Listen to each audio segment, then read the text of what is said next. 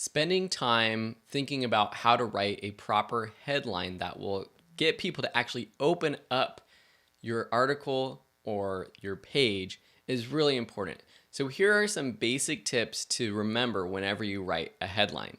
Make it unique, make it specific, make it useful, create a sense of urgency, and keep it as short as possible. It's hard to have all of these in one heading, but let's look at some examples so you know what we're talking about. I'm a huge personal finance nerd. I love reading articles about personal finance. I just can't get enough of it. And I follow this blog called Rockstar Finance. It's an aggregate blog. It picks the best articles every day and shares them all on one page. And then it keeps sort of a list of the latest and greatest articles.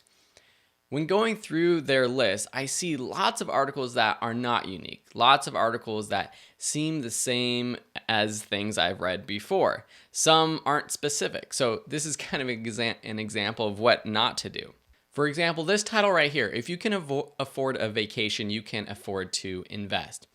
It's obvious, and I'm not really going to get anything more out of reading this article. It doesn't add anything, it doesn't build any curiosity.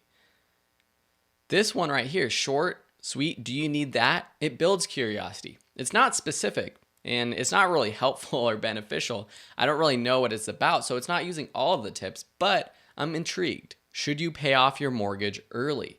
This is a question that's popular among personal finance aficionados. It does build a lot of curiosity, but it's not that unique. This has been rehashed over and over. So let's look at a few that I thought did really well. Here's an article that uses a headline that is very unique. More Than Books, 9 Unusual Things You Can Borrow from the Public Libraries. First, using lists is a popular technique. It's still popular. People have been using sort of the 9 tips and 7 things kind of list articles for a while. People still are clicking on these types of articles a lot.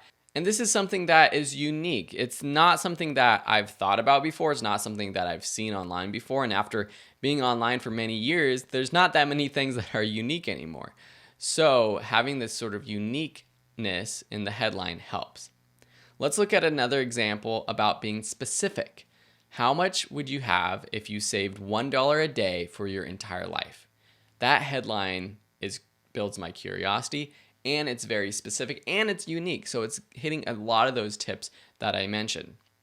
And keep in mind, these tips are great for writing articles and blogs, but also for headlines for your copy, even if you're sending out emails.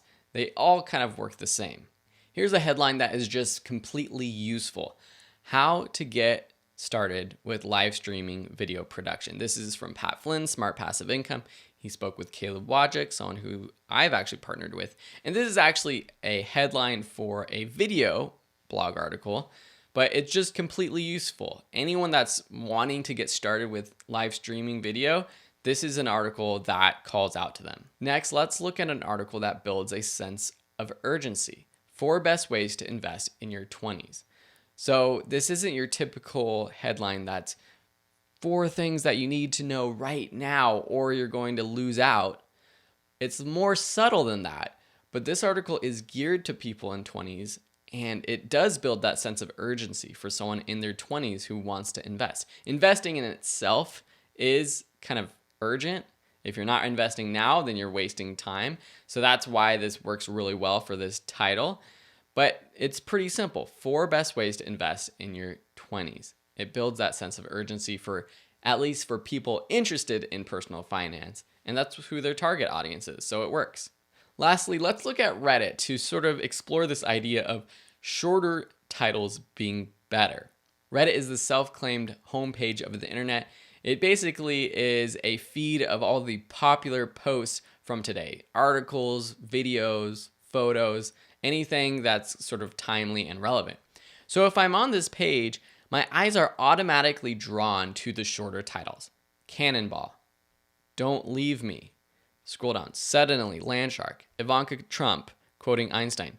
These longer ones, my eyes kind of just glaze over them. Not that they're bad headlines, but when you're looking online, when you're searching on Google, when you're on any sort of search engine, people's eyes will be drawn to these shorter headlines. So again, it's kind of this hard balance between all of these tips that I'm talking about. But when you're searching online, just pay attention to the length of the headlines that you actually click on, or at least initially are drawn to. I'll bet that most of them are shorter than these really long ones.